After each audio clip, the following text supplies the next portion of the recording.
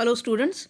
पिछली वर्कशीट में हमने पंचायतों और नगर पालिकाओं के बारे में पढ़ा था। आज फिर से हम स्थानीय सरकार के आय के स्रोतों के बारे में पढ़ेंगे। स्थानीय सरकारें ग्रामीण क्षेत्र में भूमि अभिलेखों का रखरखाव, सार्वजनिक सुविधाओं का निर्माण और रखरखाव जैसी कई काम करती है और शहरी प्रशासन स्ट्रीट लाइट, कचरा संग्रह और पानी की आपूर्ति जैसी बुनियादी सुविधाएं देता है।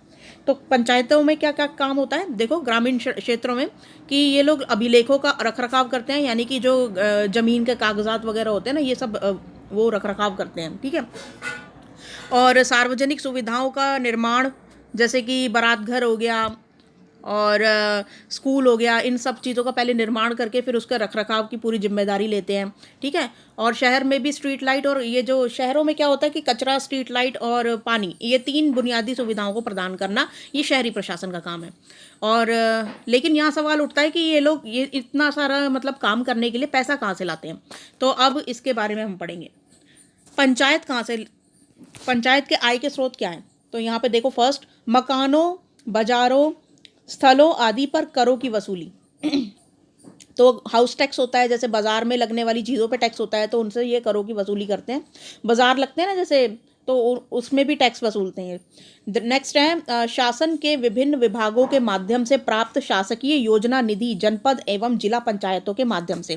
तो जिला पंचायत वगैरह से भी इनको कुछ निदान आता है, यानी कि कुछ अमाउंट आती है कि आप इतना अमाउंट से मतलब गाँव में विकास का कार्य कर सकते हो। नेक्स्ट है सामुदायिक कार्य के लिए दान। तो अगर कोई समुदाय का कार्य है तो जो आपस में दान देते हैं, जैसे पूरे गांव से कुछ कुछ पैसे ले लिए, तो वो जो दान आता है उससे भी इनकी आय का स्रोत बन जाता है।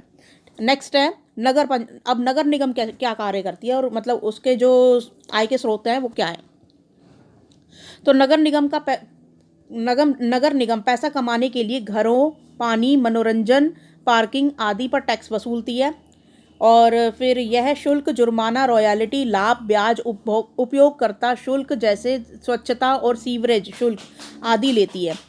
तो अब जैसे होता है कि हमें पार्किंग के लिए जुर्माना, मतलब पार्किंग के लिए जो है वो शुल्क देना पड़ता है, और कहीं किसी का जैसे जुर्माना हो गया तो उसका ये टैक्स, मतलब ये सारी चीज़ें मिलाकर ये अपने आय के स्रोत बनाते हैं। नेक्स्ट हो गया, इससे सरकार से भी कुछ अनुदान मिलता है। तो अब जो शहरों में होता है कि सरकार, राज्य सरकार जो है वो कुछ इनके लिए भी बजट तैयार करती है कि नगर पालिकाओं में कितना कितना बजट भेजना है, ठीक है।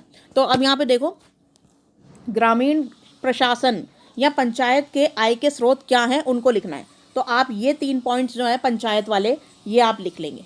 ये आ गया आपका फर्स्ट का आंसर।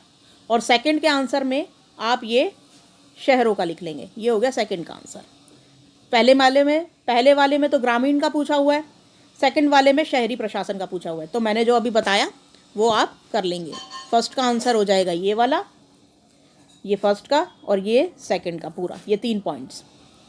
तो ये आज आपकी वर्कशीट जो है कंप्लीट होती है। आई होप ये आय के स्रोत आपको अच्छे से समझ में आए होंगे। Thank you.